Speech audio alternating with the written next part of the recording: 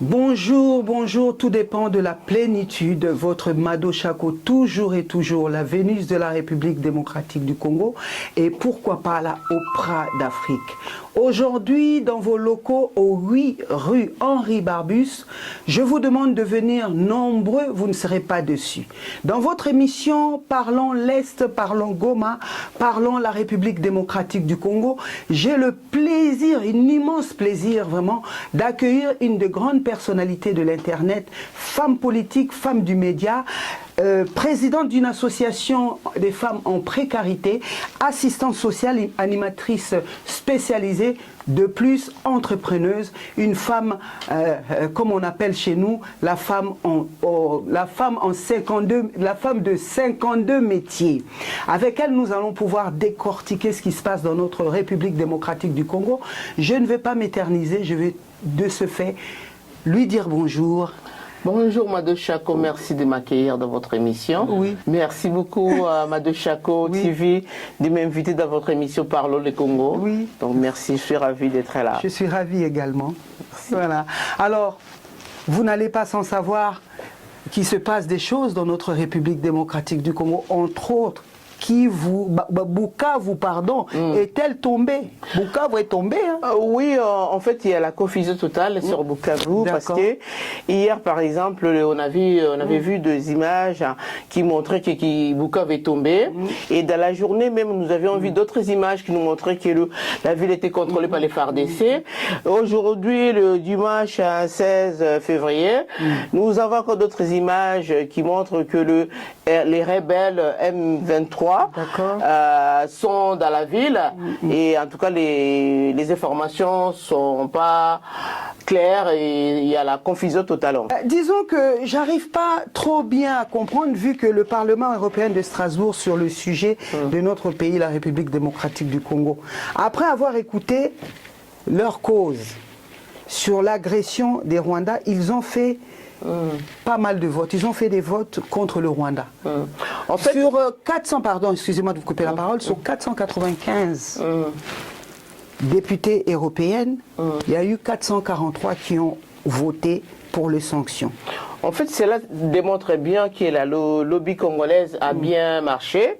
Il y a eu au moins 443 votes, 496 députés européens. Il y a eu au moins 443 députés qui ont voté pour les sanctions pour le Rwanda. Mais sauf que, comme vous savez, Kagame, il a entré de sa tête en disant que aucune sanction va l'arrêter.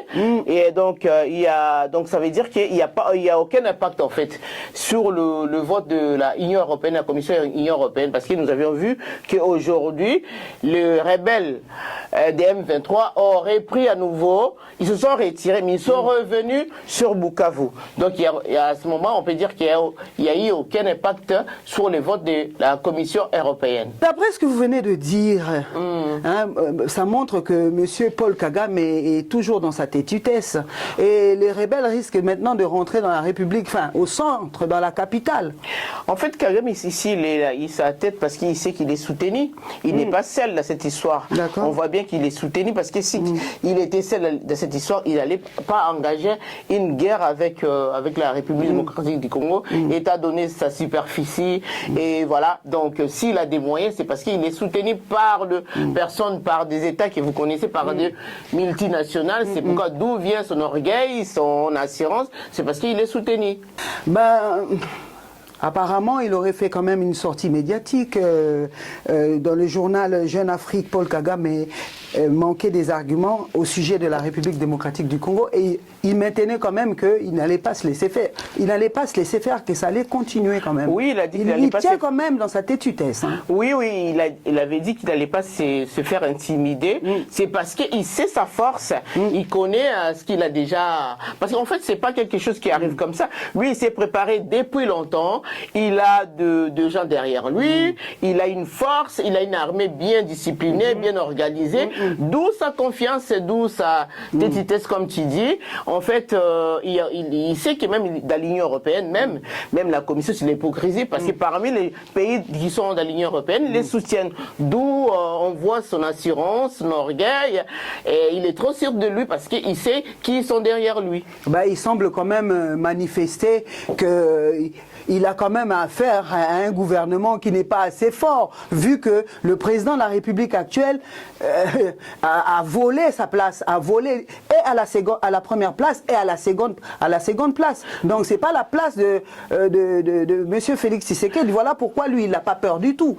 Non, c'est pas ça du tout. Il n'a pas à se mêler, même s'il y avait des magouilles, c'est comme dans tous les pays. Même s'il y avait des magouilles et tout, lui il est qui pour pouvoir parler à la place des Congolais. Vous voyez, s'il était au courant que oui, qu'il vient nous démontrer, c'est là, ça c'est dire, nous les Congolais, on voit pas les croire parce que ce sont ces manipulations. On peut dire qu'il est en train de manipuler l'opinion congolaise, mais nous on sait que les élections sont passées, comme dans tous les pays, il y a eu des élections, même s'il y a eu des magouilles, mais il n'y a pas de preuves. Bah, il n'y a pas de preuves et c'est lui qui les dit, on ne va pas les croire à ça.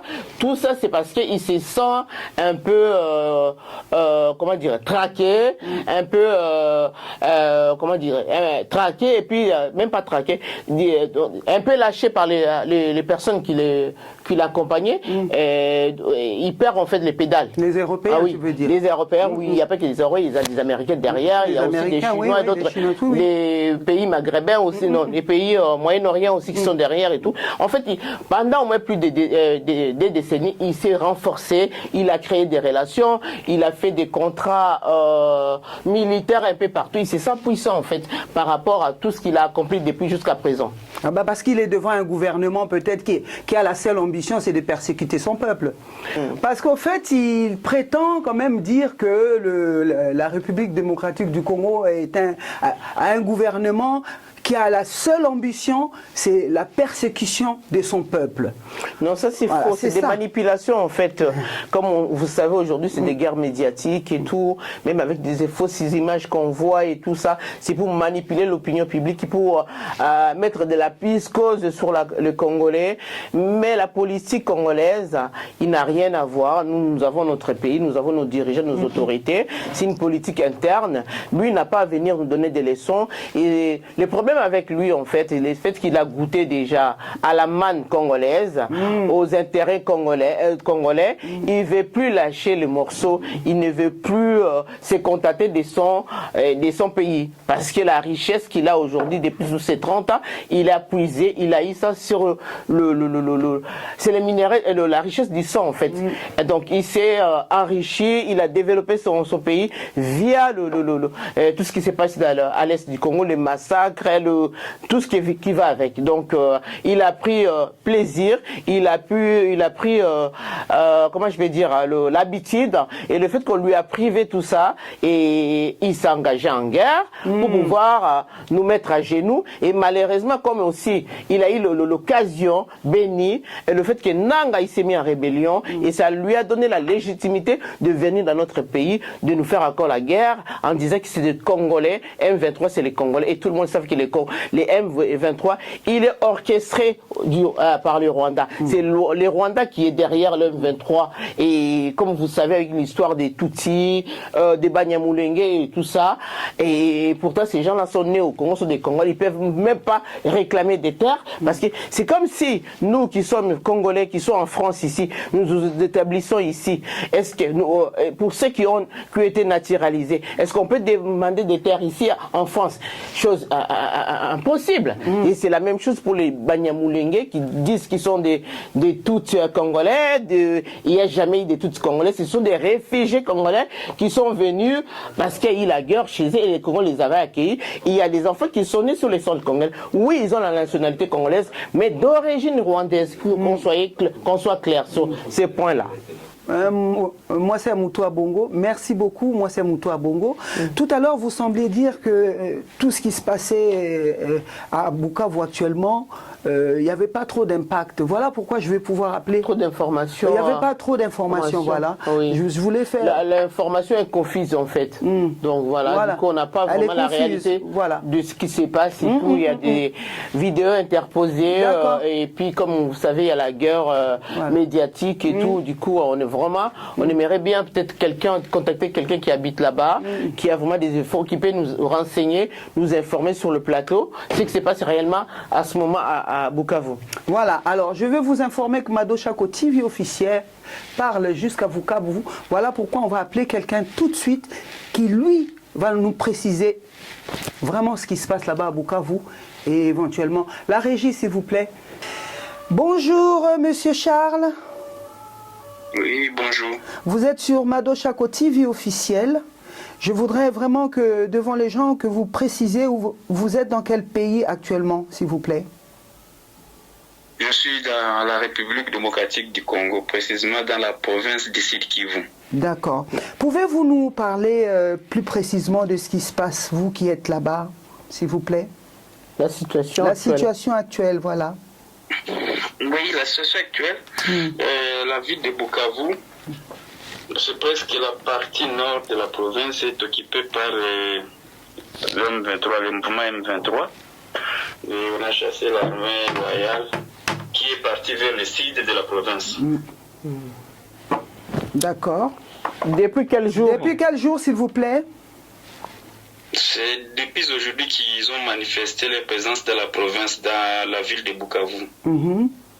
Oui. Et la situation générale, c'est comment? Parce qu'en fait, je suis l'invité de Mado Chako. Ah oui, je voulais savoir. Je voulais savoir un petit peu, parce que hier nous avions vu des images comme quoi que l'M23 avait fait tomber Bukavu. Quelques heures après, nous avions vu des images montrant la place de l'indépendance qui est occupée par les FARDC. Et ce matin, on s'est réveillé le dimanche 16 février 2025. On s'est réveillé avec des images. Et ce qui est vrai, il y a eu cette spéculation en disant que non, le M23 l'a fait retourner et que la force royaliste qui était dans la ville était encore entrée pour récupérer la ville, mais c'était des fausses informations. Ce qui était fait par les FARDC, ils étaient arrivés pour protéger la maison Bralima seulement la nuit d'hier, vers 20h et trop tôt matin, à 4h, 3h, ils ont encore libéré la ville. Voilà que l'M23 a occupé officiellement le matin dans les heures matinales. Ah, d'accord. Maintenant, ça confirme les informations que nous voyons sur les réseaux en disant que le M23 est de retour sur le terrain. Sur la ville. Présentement. Oui, dans la ville. Presque toute la ville est contrôlée sous son contrôle. D'accord. Si on comprend, l'armée loyaliste est partie. Comme ça s'est passé à Goma. Oui, il est parti dans la partie sud de la province. C'est-à-dire pratiquement. Donc, sur quelle ville? L'armée loyaliste se dirige vers la ville de Louvira, dans le territoire d'Ouvira. Mwenga Chabunda dans la partie sud. D'accord. Merci beaucoup pour ces informations. Je vous remercie beaucoup. Je vous remercie énormément. Et nous sommes vraiment de cœur avec vous et dans l'émotion. Courage. Voilà, que Dieu nous donne cette. Voilà, c'est que Dieu vous donne cette force et sachez que on n'a peut-être pas beaucoup à vous donner, mais nous sommes de cœur avec vous et nous sommes en train de parler.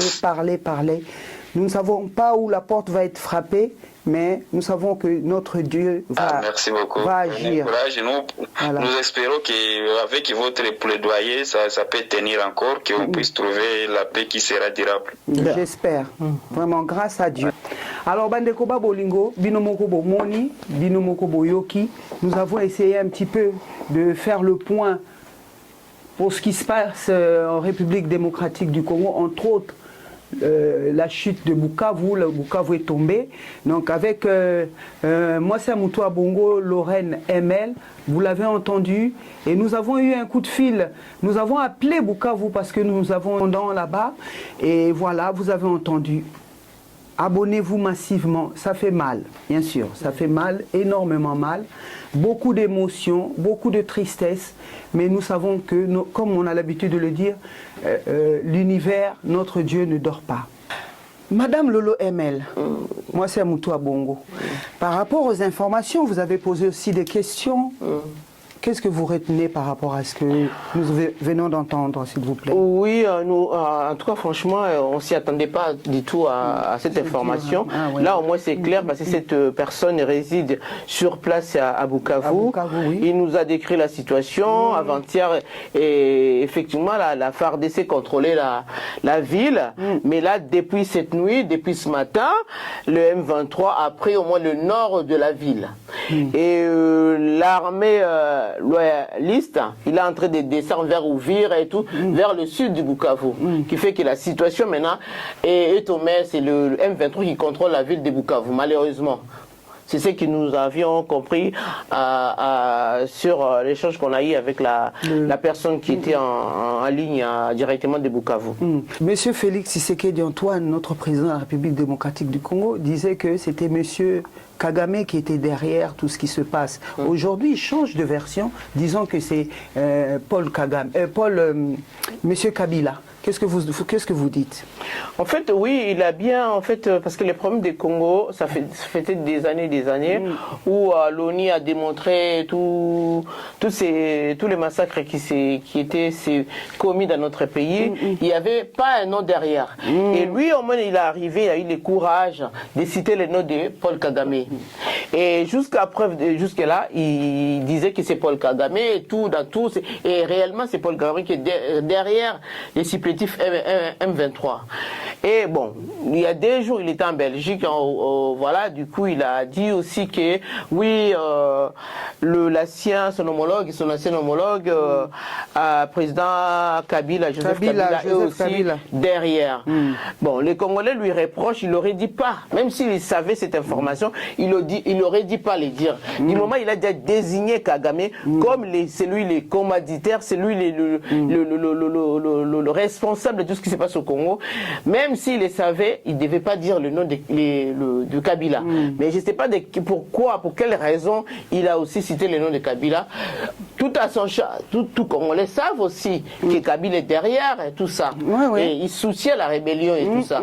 Mais le dire sur la place publique, à l'opinion internationale, ça en fait un défaut pour les Congolais, parce que nous sommes tous des médias, nous avions lu des commentaires, des statuts, des posts dans les réseaux sociaux. Tout le monde disait qu'il n'aurait dit pas le faire, il n'aurait dit pas le dire publiquement que Kabila est aussi dans les coups, parce que ça dédouane automatiquement Kagame. Vous voyez, il aurait dit vraiment cibler Kagame, charger tout à Kagame, comme il a toujours fait. Et voilà, donc moi je ne sais pas pour quelle raison il a cité aussi les noms. Peut-être qu'ils sont tous ensemble. Oui, ils sont ensemble, mais il faut avoir un langage politique, un langage consistant quand vous désignez quelqu'un, c'est cette personne-là. Même si vous savez, il y a d'autres personnes autour qui parasitent autour, il faut désigner les responsables, c'est telle personne. Effectivement, les premiers responsables, même quand Kabila était au pouvoir, Kagame toujours était derrière avec les M23, avec l'agression, était toujours rwandaise. Depuis le temps. Pourquoi changer le fusil d'épaule? On ne sait pas pourquoi. Il a cité au nom. Bon, il voulait peut-être faire part aussi à l'opinion publique, à l'international, à la communauté internationale qui est aussi. Et il ne faut pas ignorer que Kabila aussi est derrière tout ça. Quand vous dites ça, vous ne pensez pas qu'il y a Paul Kagame derrière ou ONU? L'ONU est pour rien, l'ONU est là pour la sécurité, pour la paix et tout, malgré que c'est un peu une organisation, on dirait biaisée un peu, mais l'ONU est là. Aujourd'hui, si on sait combien il y a eu de morts et de tous ces massacres qui se sont passés au Congo et tout ça, c'est l'ONU qui a fait des agents de l'ONU qui ont fait des enquêtes, qui fait qu'il y a ces enquêtes formelles et qui sont là, on arrive à les voir, aller se documenter, c'est grâce à l'ONU. Mais voilà, le problème du Congo, c'est le Rwanda depuis 94, depuis que les Hutus sont réfugiés chez nous. Il y avait aussi un plan machiavélique qui était derrière pour pouvoir envahir le Congo, et le Congo qui est riche, qui jalouse tout le monde, et tout le monde a envie de devenir congolais pour la richesse du Congo, et non pour le Congo, mais pour l'amour du Congo, mais pour la richesse du Congo. C'est pourquoi nous subissons tout ça aujourd'hui. Mais nous devons être derrière notre chef de l'État pour pouvoir, parce que oui, notre armée, on voit, il y a des failles, on ne s'est pas préparé à la guerre, malheureusement, on est en train de subir, mais on ne va pas baisser les bras, on doit être fort plutôt, pour tenir, avoir le moral et la résilience tout d'abord, pour faire face à tout ce qui nous arrive. Parlons vous avez parlé de l'armée, la FARDC, c'est ça? Oui. Avez-vous entendu parler de l'augmentation de leur salaire? Oui, on a malheureusement ce qui fait aussi défaut dans cette guerre. À Goma déjà, nous avions découvert qu'il y avait des mercenaires engagés pour les combats, qui étaient payés beaucoup plus cher que le Congolais. Un militaire congolais gagnait 100 dollars, et ces mercenaires qui ont été engagés des étrangers gagnaient de 5 000 à 8 000 dollars par mois. Dis donc. Et puis aussi, notre armée n'était pas ravitaillée. Il n'était pas dans de bonnes conditions pour pouvoir se battre, parce que vous pouvez combattre un État affamé, avant les ventres affamés, manquer de tout, et ce qui a fait que voilà, notre armée était à débâcle total face à l'ennemi. Et c'est de combien qu'on leur propose pour l'augmentation? Non, on ne sait pas du tout, mais j'ai vu que... c'est 400 dollars. Je ne sais pas, mais moi j'ai vu dernièrement... Par soldat, hein? Ah oui, j'ai vu dans les informations, comme tout le monde dans les réseaux et tout, qu'il y a une augmentation, il y a vraiment une bonne prise en charge de militaires pour leur donner la force de combattre sur le terrain. Et malgré ça, les choses se sont accélérées depuis cette semaine et tout, mais... on voit que c'est la même situation qui se répète. Comment ils ont laissé les armes à Goma, et là à Bukavu c'est la même chose, parce que l'armée n'était pas préparée pour affronter l'ennemi qui est petit, mais il est costaud, il est bien formé. Il est bien préparé pour affronter pour aller à la guerre. Paraîtrait-il également que monsieur Antoine Félix Tshisekedi comment s'appelle, à Kangaki, ressources, il y a Paul Kagame et un groupe Naïmobimba. Bon, ça, ils ont dit, ceux qui peuvent faire ça, ils allaient peut-être à la communauté internationale, ça va gel d'avoir, peut-être, il a défié, Paul Kagame a défié la communauté internationale. Oui, parce que c'est les mêmes communautés, c'est l'hypocrisie, c'est la même communauté internationale qui les soutient, vous voyez? Donc c'est déjà des cache-cache, donc je suis avec toi ou pas, je ne sais pas comment l'exprimer, mais ces gens-là sont avec lui. La preuve en est que la commission européenne,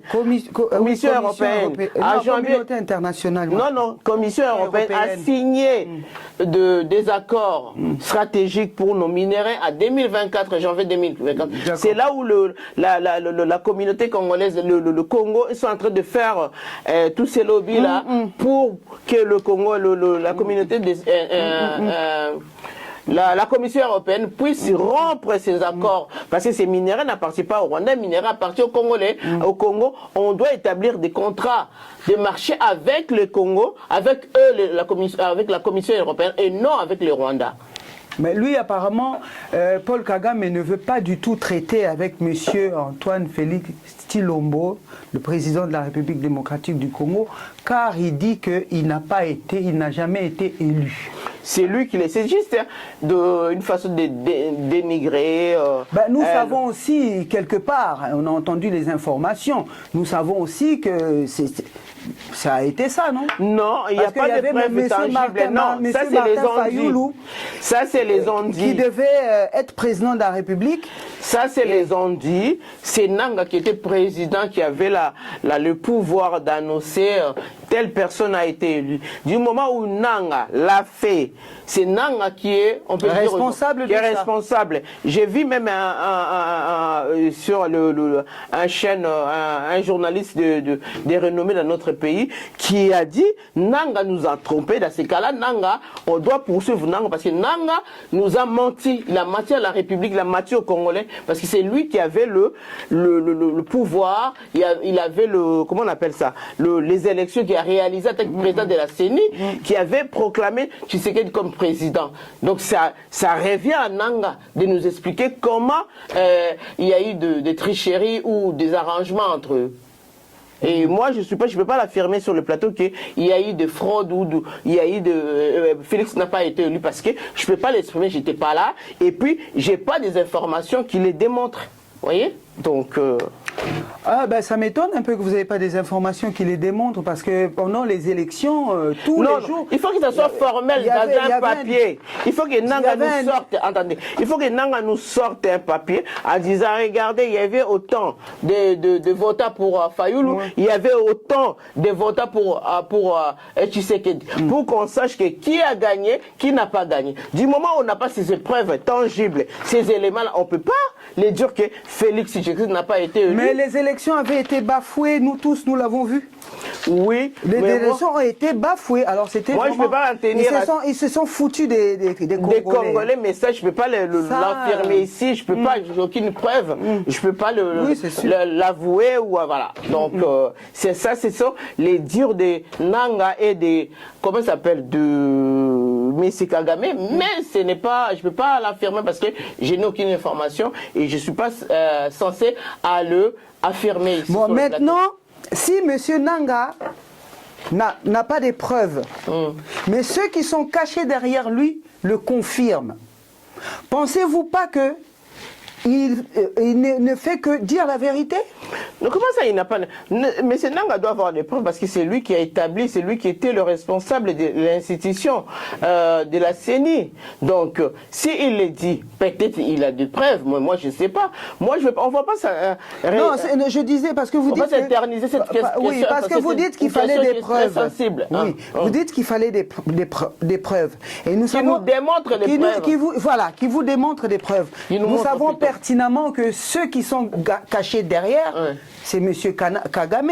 Si M. Kagame aujourd'hui sort devant la communauté européenne pour confirmer que M. Félix Tshisekedi, notre président de la République, n'a pas été élu, que voulez-vous que le peuple dise? Non, Kagame dans la manipulation, commence même à l'insulter, à les dénigrer, à le minimiser, pour torpiller devant la communauté internationale. Parce que Félix maintenant l'énerve. Félix l'énerve. Qui fait que il peut tout dire, mais c'est pas là, c'est ça, c'est pas la vérité. C'est comme si c'est un adversaire, tu vas faire en sorte de donner des coups, de faire des sales, une mauvaise réputation pour l'écraser, le saboter, et voilà. Il est dans cette. C'était juste pour vous faire parler, hein. Madame Lorraine Lolo. Voilà, Madame Lorraine Lolo Emel Balobi, moi c'est Amoutou à Bongo. Avez-vous peut-être une dernière question, enfin une dernière chose à dire dernière chose à dire avant la fin de notre émission? Oui, je dirais toujours les Congolais tenons-nous bon, et la morale. Je sais que c'est trop dire. À ce moment, on dort pas, on est mal et tout. Le fait que notre pays est attaqué, et il y a beaucoup qui disent on aurait dû se préparer à l'éventualité de ce qui arrive. Malheureusement, ça n'a pas été fait. Et bon, que voulez-vous? Donc, soutenons notre armée, soutenons notre République. Et moi, je dis toujours, parce qu'il y a des spéculations, même pas des spéculations. On voit la haine qui est dirigée vers notre président et tout ça, par rapport à tout ce qui se passe et tout. Mais sachez que les Congo n'appartiennent pas à Félix Tshisekedi. Tout à fait. Les Congo, c'est notre Congo. Et c'est le Congo, c'était des Congos de nos aïeux qui nous ont légués, qui nous ont laissés. Nous aussi, nous allons un devoir les laisser aussi un Congo entier, comme nos aïeux nous ont laissé. On doit se battre pour garder notre Congo, pour qu'il n'y ait pas la bancalisation. Nous n'allons pas soutenir l'occupation, ni les personnes qui viennent avec l'occupant. Nous devons soutenir la République. Voilà mes derniers mots pour cet échange qu'on a eu tout à l'heure pour notre pays. Merci. Alors, merci beaucoup. Merci, Madame Lorraine Emel. Merci beaucoup d'avoir suivi cette émission avec impatience. Partagez, abonnez-vous massivement et Dieu vous bénira. Continuez toujours à vous battre pour la République démocratique du Congo. Vous avez entendu cette femme politique qui vous dit le Congo n'est pas à Félix Tshisekedi, le Congo appartient à tous les Congolais. Donc, il n'y a pas que lui qui va se battre, il y a aussi le peuple qui doit être derrière lui. Merci beaucoup, Chako Chako, Ndeko Nabino. Nous allions saluer encore les nôtres. Peut-être que vous avez des noms à dire. Oui, j'ai des amis qui me soutiennent, qui m'accompagnent tous les jours. Voilà. J'ai aussi un événement annoncé aussi. Oui, voilà, allez-y. Donc, je salue Moussika Sika, direction, les guitaristes de renommée des Maison Mère Werason, Maison Mère 4x4, Kinal, Maleko, Domambote Belé. On en parlera. Ah oui. Peut-être on va passer aussi on en parlera. Dans les cadres de théâtre, de divertissement et tout. Je salue Moya Sanza, moi Namboka, Nicole Moya Sanza, maman la Suisse, Mobonde Lamboka. Donc Tokos. Maman Moya Sanza. Je salue Florine Mangenda. Florine Mangenda, la Belgique. Donc voilà, Soldat Silva, ma poupée. Bisous. Je t'aime bien, ma petite sœur. Napesi mbote pe la mère chic Nana Chibangu yomo ebi c'est la famille ozara à la motema.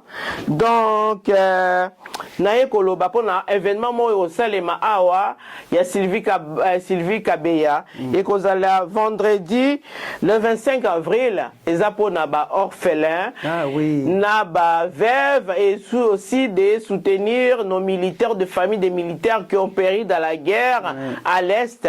En tout cas, ils ont un événement au Salman la Pierre Fitte le 25 avril. Vous avez besoin d'un billet, c'est 30 € le billet pour la consommation et tout. Bon, on est au Kenya pour la consommation. Ba orphelin na ba verve na front na ba goma place ba kweyaki. En tout cas soutenons cette initiative. Il y a ba soirée za pona robina teso nini mais one eza pona cause depuis longtemps il y a cette association na Bosani Kombo et ça là déjà makambo wana mais vraiment là ça a une utilité parce que tous en la guerre na mboka et ko kenembo wana ko aider ba famille baza na kati ya mikakatano na ba goma na ba Bukavu et tout ça. Merci beaucoup Andrew de votre la femme des médias, Lorraine Lolo ML, Binomombo Yebingaï, débat présentant Kingaï Awa, attaque Nazali, chroniqueuse politique et de divertissement aussi de faits sociétal. Et puis Nazali, éducatrice spécialisée, assistante sociale et femme entrepreneuse. Présidente d'une association qui s'appelle MPF, qui accadre les femmes qui sont dans la précarité. Merci beaucoup, Mado Chak, de m'avoir invité. Merci. En tout cas, papa n'a pas saka moko kombo moko mutu. Voilà. En tout cas, ngape na pesibino merci mingi ndenge to lobby ndenge boyo kié beau continuer toujours ko s'abonner. Na pesi petite sœur Gloria Ngindu la métisse. Ala na poso moko glo. Voilà. Babi Sami Mengi, Patrick Yams, Tito Akouyaï, Bana Afrique du Sud, Tito Akouyaï, leader Presnel, Patrick Bamala, Alain, Docteur Yenga et Docteur Landan en Belgique. Na pesibino ba gros bisous, Chako Ndeko Nabino Wayambo, première dame. Bye.